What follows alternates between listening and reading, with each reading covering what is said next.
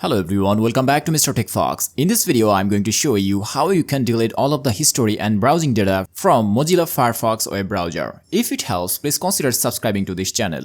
So first of all, you have to click on this startup icon on the bottom left corner of your PC, and here you have to search the browser name. For example, I'm searching here Firefox, as we are going to delete all of the browsing data of Firefox browser.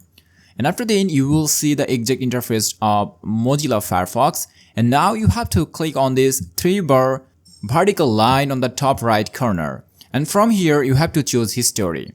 And if you click on it, you will get another option, Clear Recent History. Click on it.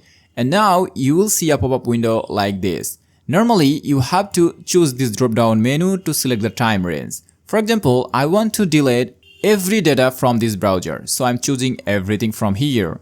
And after then, I'm going to check all of the boxes since I want to delete every single data.